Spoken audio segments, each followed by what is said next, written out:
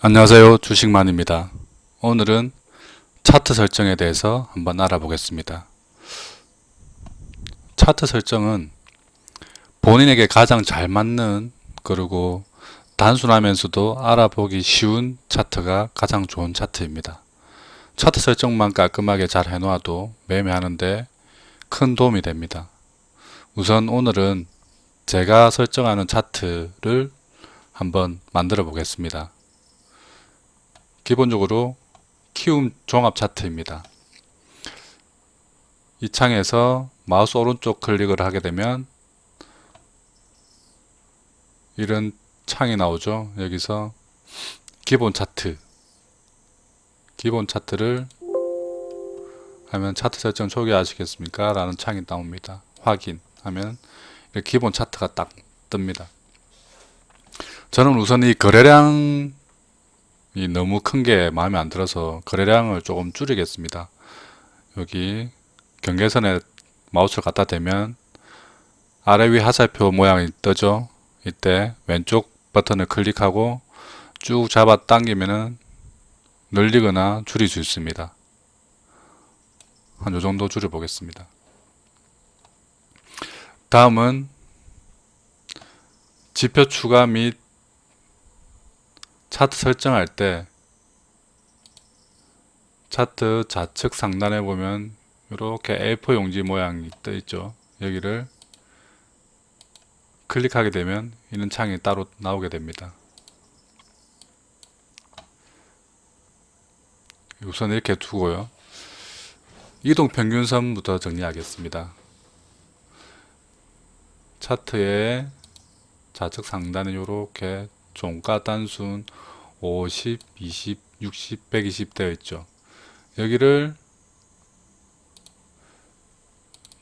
더블 클릭하게 되면 이런 창이, 지표 설정 창이 뜹니다.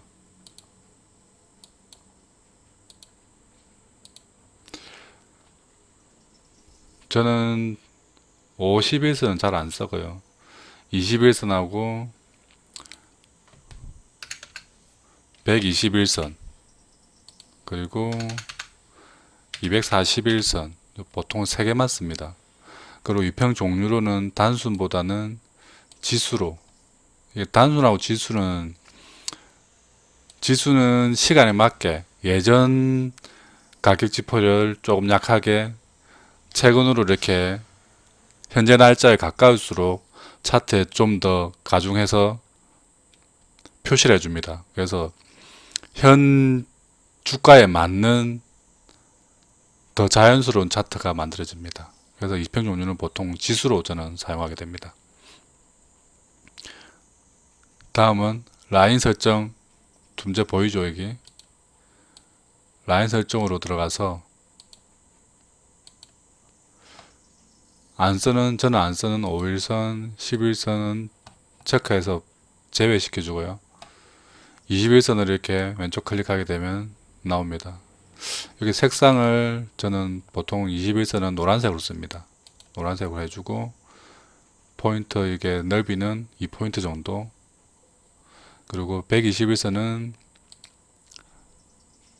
하늘색, 옥색이네요. 옥색.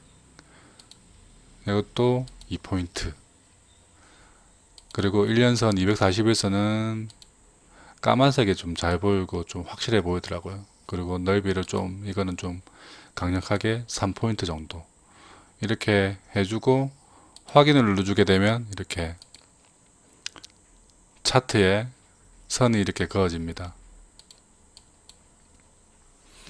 뭐 단기 매매 하시는 분들은 5일선도 필요하고 10일선도 필요하시겠지만 저는 단기 매매는 주로 하지 않고 추세 매매를 주로 합니다. 추세를 보고 추세를 일탈하거나 추세를 돌파할 때 매수해서 그 돌파의 상승분을 먹는 매매를 주로 하기 때문에 21선하고 121선, 241선만 있으면 저는 되더라고요. 그래서 이렇게 보통 이동평균선은 이 세 가지만 보통 입력합니다. 그리고 추가적인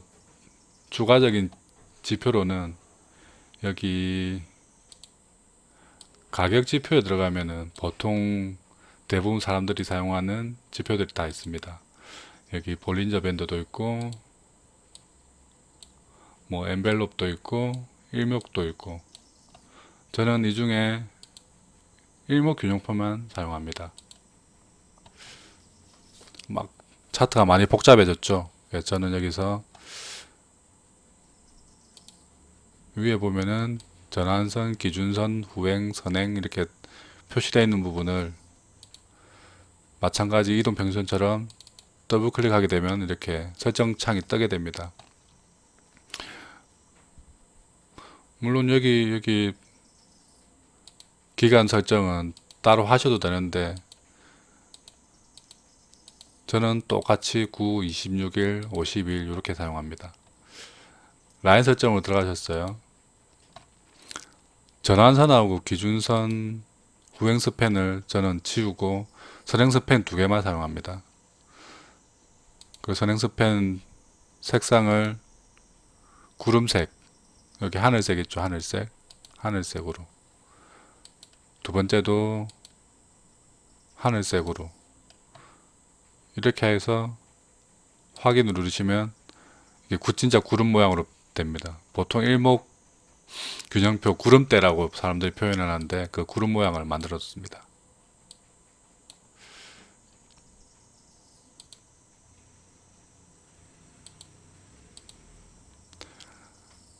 여기에 뭐 볼린저 밴드도 가끔 사용하긴 하는데, 볼린저 밴드는 뭐 필수로 사용하는 지표가 아니라서 보통 저는 이렇게 간단하게만 만들어 놓고 차트를 이용합니다.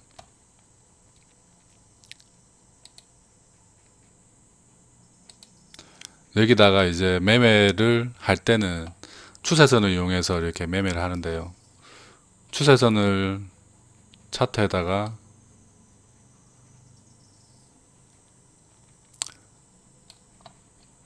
이용해서 추세선을 그어 봅니다.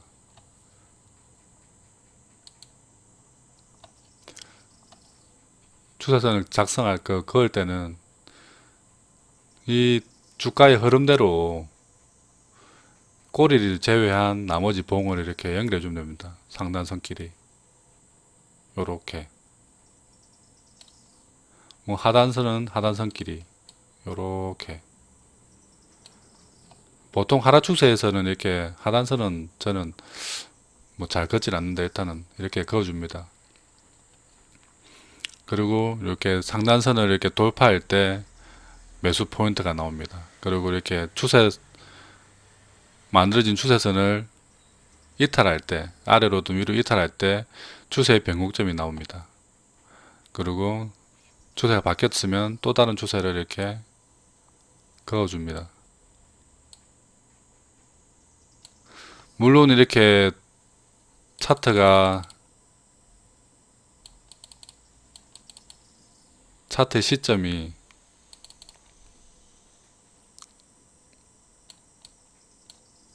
이렇게 변곡점 이후에 흐름이 안 만들어졌으면 추세선을 못 걷겠죠. 그러면 이거는 지금 어떻게 움직일지 예측할 수 없으니까 저는 이럴 때는 추세 따로 걷지 않고 대기를 합니다. 흐름을 다시 봅니다. 일단은 변곡을 했으니까 한 번 정도의 매수 타이밍 잡은 이후에 그 이후의 흐름은, 단기 대응 이후의 흐름은 다시 지켜봅니다. 차트 흐를 때 그 가격이 나오고 차트가 형성될 때까지. 그래서 이렇게 쭉 가격이 흐르다 보면은 어느 정도 이렇게 지지선이 이렇게 형성되는 것이 보이면 이때부터 추세선을 이용해서 추세선 작성을 시작합니다. 물론 이렇게 시간 흐르지 않으면 추세선을 이용할 수 없겠죠. 그래서 추세선이 나오는 지점부터 추세선을 이용하고 이렇게 추세선을 그어주고 돌파를 할 때 요럴 때 매수 타임을 잡고 보통 매수를 하는 편입니다. 여러분들이 추세선을 이렇게 계속 그어 보시는 것을 추천합니다. 자꾸 걷다 보면은 추세선을 걷는 요령도 생깁니다. 그렇게 운이 좋으면 돌파 후에 이렇게 급등도 많이 나오죠.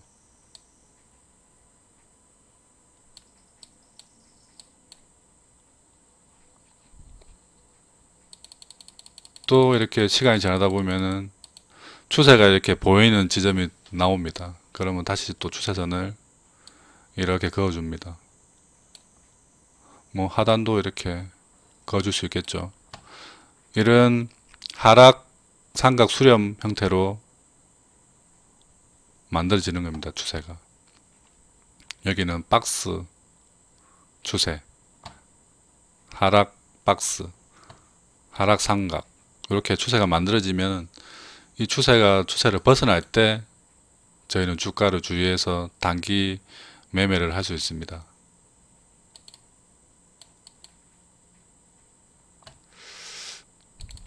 이렇게 매매를 할 때 차트를 좀 단순화 시켜 놓고 매매를 하게 되면은 조금 더 저는 보기도 편하고 매매가 더 수월해졌던 것 같습니다. 여러분도 여러분에 맞는 차트를 설정해서 하시면 될 것 같습니다. 그리고 이게 추세선을 다음에도 이 종목을 볼 수 있게 유지하시려고 하시면은 여기 보면은 톱니바퀴 모양이 보이는데요. 여기를 클릭해서 들어가면 설정창이 나옵니다. 여기에 추세선 저장, 이게 박스에 체크되어 있어야 됩니다. 그리고 적용, 확인. 그럼 추세 저장이 되는데요. 보통은 저장이 되어야 되는데 나갔다 오면 다시 추세선이 사라지곤 합니다. 그래서 추세선 저장할 때 분봉으로 한번 넘어갔다가 다시 일봉으로 돌아오게 되면은 저장이 되더라고요. 이상하게. 그래서 이렇게 해야 저장이 됩니다. 그럼 오늘은 차트 설정 및 제가 이용하는 차트 이용 방법에 대해서 간단하게 알아봤는데요. 여러분도 여러분에 맞는 차트 설정과 차트 이용 방법을 생각하셔서 매매를 하실 때 조금 더 수월한 매매, 간편한 매매가 될 수 있으면 좋겠습니다. 이상 주식만이었습니다.